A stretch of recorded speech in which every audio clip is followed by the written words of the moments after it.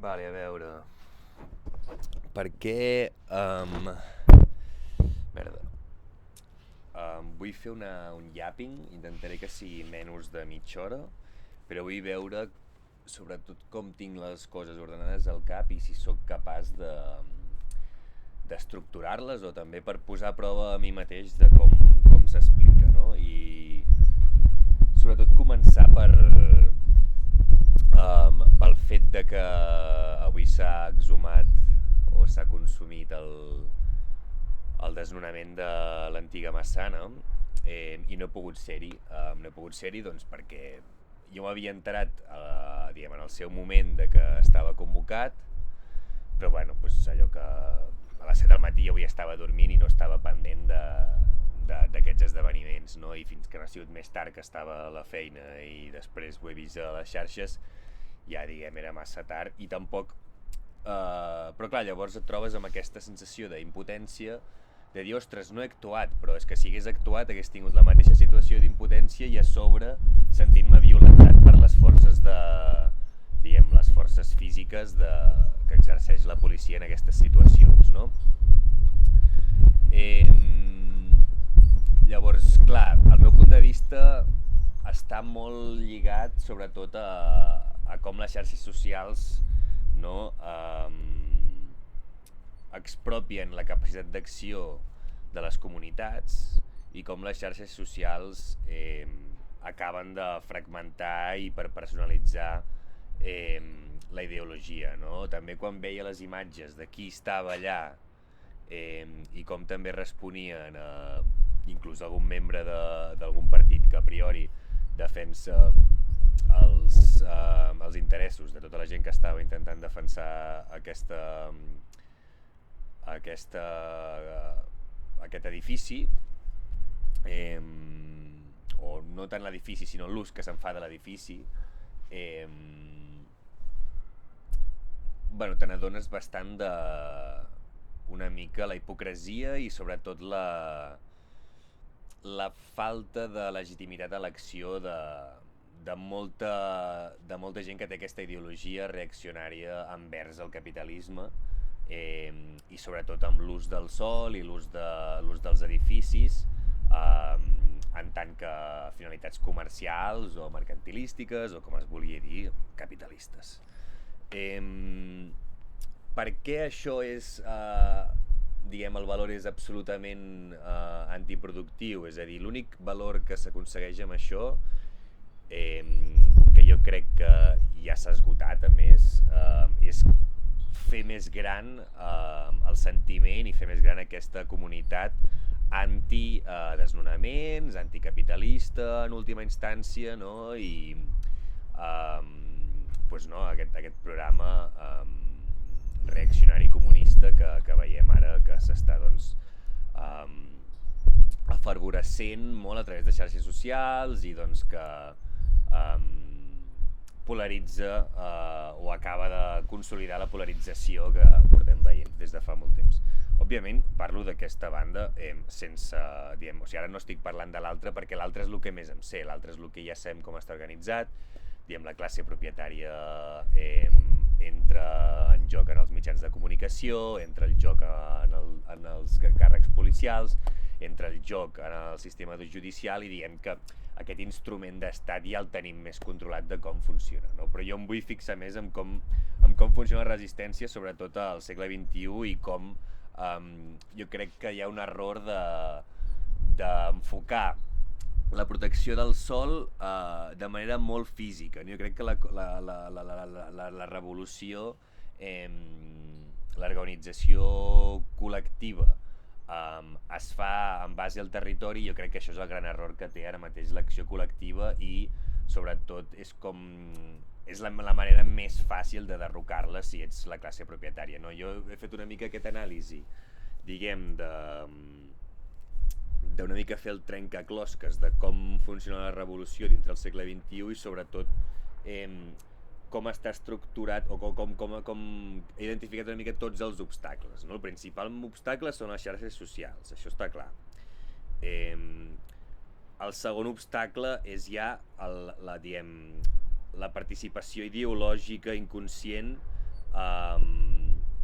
i la formació identitària i ideològica inconscient o subconscient o inclús conscient d'aquest capitalisme gairebé feixista, no? que defensa els seus interessos amb qualsevol mecanisme. Per què dic capitalisme feixista? Home, principalment perquè el capitalisme és sempre qui surt beneficiat del feixisme, no? Per mi el feixisme no és tant un nacionalisme extrem, que no és tolerant de qualsevol identitat, que també, com per mi el feixisme és el procés a través del qual la classe propietària defensa els seus interessos a través d'un estat de seguretat, ja sigui de la ideologia que sigui o amb la identitat que tingui, perquè al final es veuen les formes de feixisme a tots els món, a totes les parts del món, i al final cada forma té una forma diferent, no? És a dir, el feixisme no és una qüestió sòlida d'un poder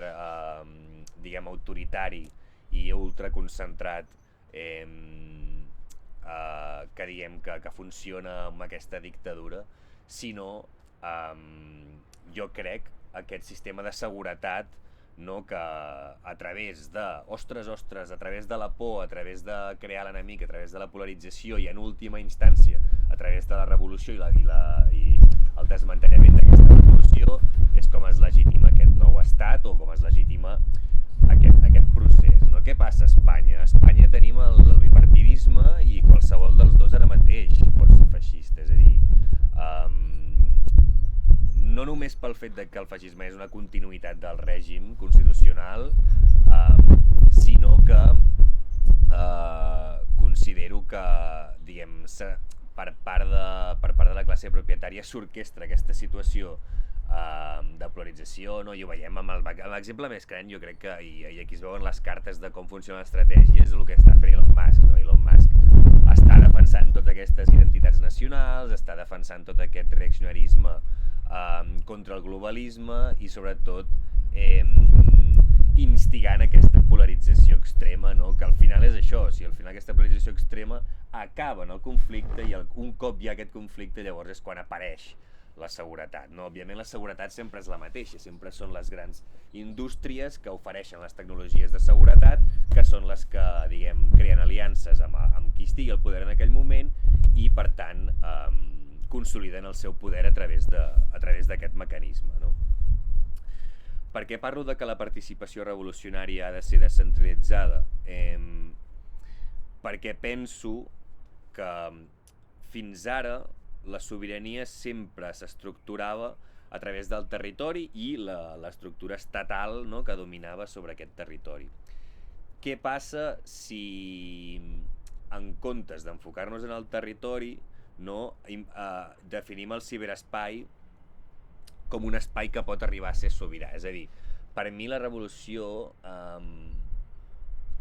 ja no pot ser una revolució, ja només pot ser una guerra ideològica i una emancipació dels sistemes de producció capitalista, no? A través de generar aquesta independència, aquesta comunitat no arrelada a un territori, que també, sinó arrelada a la seva ideologia, no? I com aconseguir aquest funcionament autosuficient més enllà de l'estructura estatal et genera una legitimitat de comunitat i una espècie de sobirania. Ja pot ser, òbviament no serà una sobirania completa mai, no? Estem al segle XXI, no existeix tal cosa, però pots tenir una dignitat a través de sobirania alimentària, a través de sobirania de recursos mèdics i a través de sobretot cobrir les necessitats més bàsiques, no? Jo penso que un cop s'estructuren aquestes comunitats que transcendeixen la seva pròpia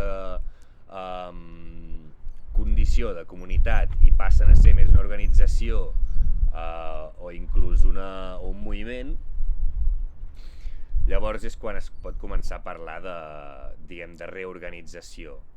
Què passa això? Que no es pot traduir a la política, és a dir, només es pot fer, o jo he teoritzat molt amb el tema de que hi hauria d'haver una ideologia reaccionària, sobretot amb el gran argument del temps, no? És a dir, des del final de la Guerra Mundial, de la Segona Guerra Mundial, fins a l'actualitat, el que es fa amb el sistema econòmic mundial és que la lògica extractivista passa de ser només per al benefici de la nació i passa a ser de les corporacions, i aquestes corporacions ja hipotequen el futur del planeta. És a dir, en el moment en què tu segrestes les opcions d'un futur viable per les generacions futures, prioritzant això, no? Prioritzant els beneficis corporatius, és quan legitimes un moviment polític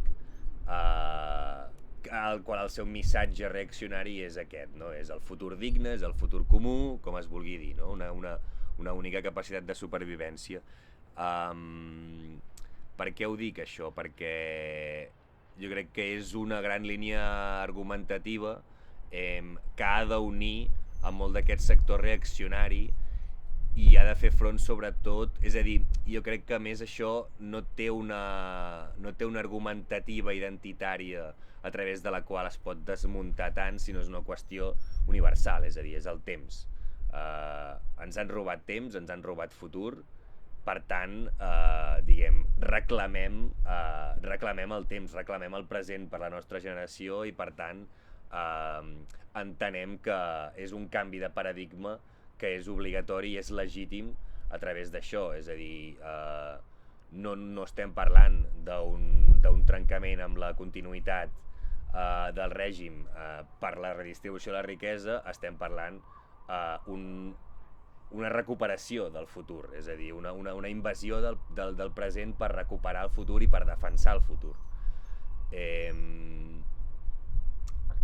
Això combinat amb el desplegament de tecnologies cognitives que l'únic que fan és augmentar aquesta capacitat de l'Estat per protegir els seus interessos corporatius, no? Quan parlo d'Estat, parlo d'Estat capitalista. Més enllà d'això, després ja a nivell planetari es parla dels diferents actors geopolítics i això és una altra partida.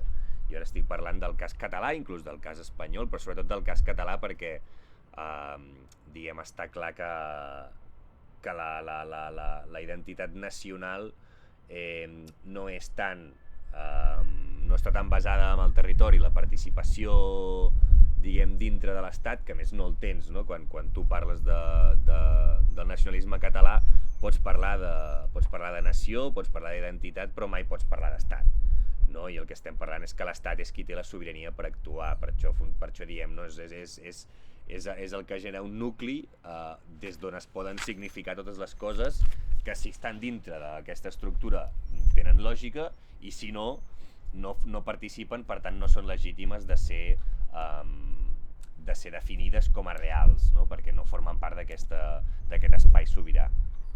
I aquí és on ens trobem, no? Quan tenim aquesta fricció entre tota aquesta reacció anticapitalista però alhora sense l'espai perquè el seu missatge transcendeix, perquè la seva ideologia s'imposi per sobre de la protecció, dels mecanismes de protecció del patrimoni privat, hi ha aquesta fricció, no? I quan les forces de seguretat tenen l'única prioritat de protegir la propietat privada i el seu ús comercial, no només el tema de la propietat privada, és a dir, jo no estic en contra de la propietat privada, jo crec que molta gent, oposar-se frontalment a la propietat privada ara mateix és molt naïf, no té sentit, és a dir, no és defensable més enllà de certes infraestructures o de certs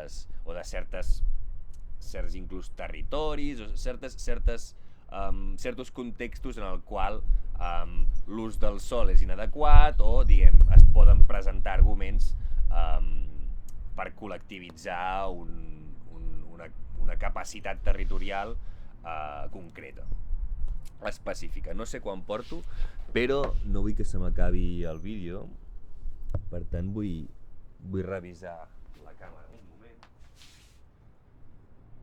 Vale, estem a 15 minuts. A veure, jo crec que la idea principal és aquesta, que la participació està molt minvada per les xarxes socials. Aquestes organitzacions no tenen un canal propi, és a dir, a mi m'encantaria diguem que l'acció sindical, que les comunitats de llogateres i llogaters, que els consells de barri, que diguem, totes aquestes organitzacions civils tinguessin un espai cibernètic en el qual organitzar-se de manera segura. Què passa? Quan tu estableixes aquests mecanismes de comunicació sempre seran cooptats per als... no tan cooptats, sinó seran vigilats per als sistemes de seguretat i per tant automàticament estaràs com un pas enrere, no? Que diguem, no podràs mai fer servir la sorpresa per, posem el cas, d'aturar una infraestructura privada com podria ser un aeroport o fer, diguem, aturades massives de la capacitat econòmica, productiva econòmica de la ciutat o del país, per tal que hi hagin aquests canvis. No està bastant clar, jo ho tinc bastant clar, jo crec que és bastant obvi que ara si hi ha una aturada de més de 5, jo crec que més de 7 obligatòriament, inclús diria que com a mínim haurien de ser 10 dies, però una aturada general, global, i sobretot de les infraestructures més globals i més contaminants. Jo crec que és molt més important això que revoltes de l'agricultura o, diguem, aquestes revoltes. És a dir, hi ha d'haver una mobilització que junti tota aquesta defensa d'interessos populars no de manera estratègica per tal de poder tenir un accés a legitimar un procés d'autodeterminació o sobretot de legitimització d'una nova sobirania més enllà del capitalisme, de la lògica extractivista. I no només això, sinó paral·lelament tenir tota aquesta força cultural, no? Empenya social de les mobilitzacions passades, que totes han sigut derrotes, no? I com que, tornant a l'argument de Walter, no torno, però invoco l'argument de Walter Benjamin, que totes les revolucions solidifiquen fantasmes que sempre tornen a les següents revolucions. És a dir, aquesta revolució va de la mà de la revolució comunista, va de la mà de la revolució bolxevica russa, va de la mà de les nits tràgiques de Barcelona, va de la mà de molts altres exemples de mobilitzacions civils, no? De reclam de drets i de defensa de la dignitat humana. Si s'executa una estratègia similar, és a dir, i jo que ho dic això, que opino com a individu, no adscrit a cap moviment,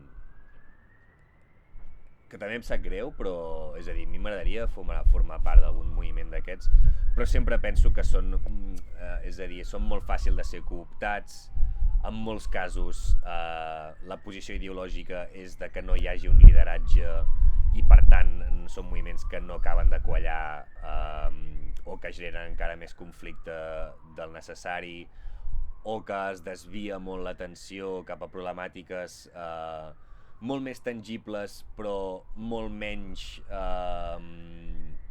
transcendentals en les necessitats reals de les persones. És a dir, el suport de la comunitat, no per estar en contra del suport de la comunitat, sinó per definir que el suport de la comunitat és una reacció pal·liativa, no és una reacció diguem estratègica o organitzativa real. Jo parlo d'això perquè el meu punt de vista és un punt de vista basat sobretot en les ciències de la comunicació i en les comunitats enteses com cúmuls de nodes, cúmuls d'actors que comparteixen unes narratives, comparteixen l'establir real o fals en una sèrie no de preguntes, però sí de qüestions que tenen a veure amb les lògiques de la relació de tant la tecnologia amb l'humà com de la tecnologia amb la pròpia tecnologia o inclús de les infraestructures que suporten aquesta tecnologia. Parlo de tecnologia no com els artefactes que hem fet servir sempre per desenvolupar-nos com a raça humana, sinó de tot allò ubicu que és antropogènic, és a dir, tot allò que està manipulat per altres eines o pels propis humans. I sobretot ara que tindrem tecnologia conscient, tindrem tecnologia automàtica, amb autonomia, i sobretot que aquesta tecnologia està 99%, o per no dir el 100%, garantida de caure en mans de propietat privada i no pas de que sigui un desplegament redistributiu, públic, o diguem, no hi ha cap, exceptuant la Xina, no hi ha cap potència mundial que sigui capaç de fer un desplegament robòtic d'altres magnituds que permeti aquesta emancipació de la humanitat que estem buscant, no? També em baso en aquesta reacció que ara hi ha quan s'accelera el procés de feixisme als Estats Units, no? amb la selecció de Donald Trump com a president, s'accelera el procés també de reacció comunista dintre del continent americà, i per tant jo crec que el que fa és que consolida aquest estat feixista, perquè totes aquestes amenaces, totes aquestes violències cap a l'Estat, com ja s'ha vist en el procés català, qualsevol acte de violència és condemnat 50 vegades, violència directa, 50 vegades més fortament, tant a nivell informatiu com a nivell judicial, que no pas la violència estructural sistèmica, no? Que s'obvia en la majoria de casos i s'accepta diguem, en la resta, com una cosa inalienable i inalterable. I això doncs és el que, diguem, jo crec que aquest és el primer pas, no? O sigui, jo crec que el pas generacional entre tota aquesta gent que ja és nativa dels mitjans de comunicació digitals, que ja té una mica de sentit crític a l'hora de tenir l'experiència del món, amb una sèrie d'estímuls diguem, que posen a prova la seva capacitat cognitiva constantment. Hi ha les dues maneres, no? Hi ha l'alienació completa i després hi ha la mobilització fundamentalista. Llavors tenim les dues coses, tenim la gran majoria alienada i no participativa, i després tenim els marges de la sobirania que actuen com a representatius de la realitat més tangible, quan no és així, és la realitat mediàtica que es manifesta en els espais públics. Per tant, com es reprèn diguem, o com es reconquista aquest espai públic des d'una lògica com ho diria, organitzativa d'aquesta emancipació de la humanitat a nivell global? Gran repte. Veig molts actors que ho estan començant a fer, i dintre del que hi ha moltes organitzacions, moltes iniciatives a nivell global, a nivell local, que ho estan fent.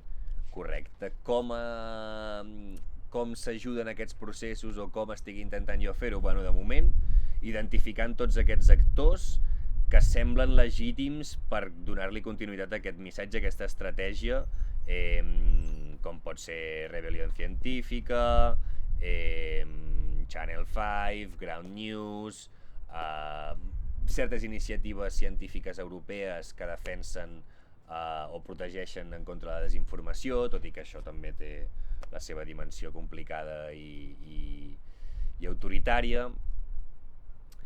I en general també tots els síndics, totes les organitzacions civils, locals, regionals, etc., que defensen diguem, els interessos de la classe obrera a diferents espais, no? Què passa amb la classe obrera actualment?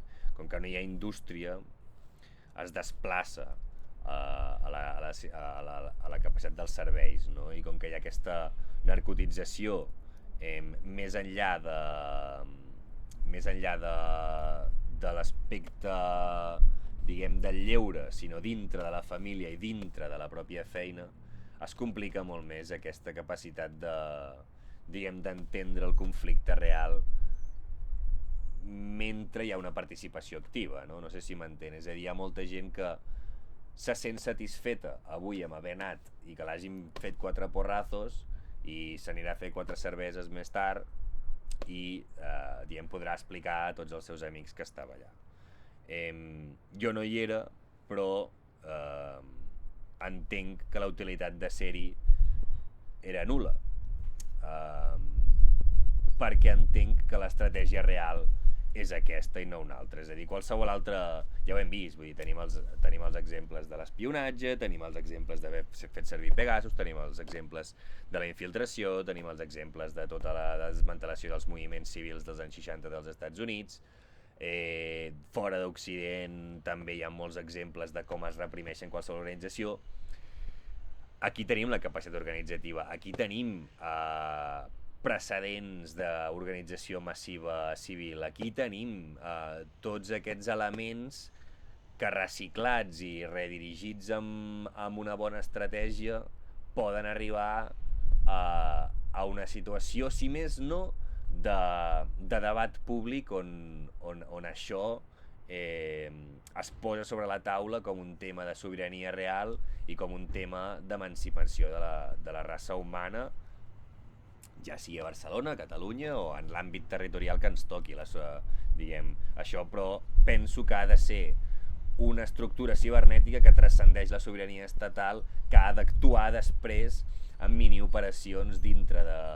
ja siguin reaccionàries, ja siguin protectivistes, ja siguin inclús d'invasió i reclam de certs territoris a través de mobilitzacions concretes, estratègiques i ben comunicades per tal de que l'acció sigui personalitzada. És a dir, no ens interessa fer una manifestació massiva si no ens interessa que cadascú sàpiga el que ha de fer.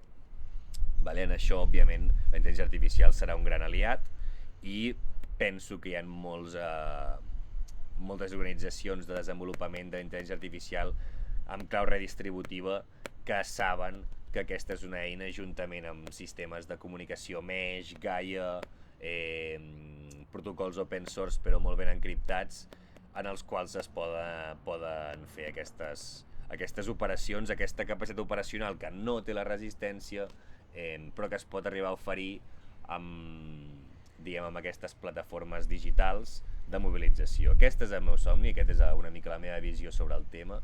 Avui volia fer aquest yapping per practicar a veure si funciona, no sé si hem arribat a la mitja hora o si m'he passat, però aquesta és la meva reflexió una mica, no sé si ha quedat ben explicada, hi ha moltes referències que no he donat i tampoc tenia un guió, tenia això per si volia apuntar coses o per fer una mica de doodling o el que fos, però bueno, ara ho revisarem i res, sort i lluita.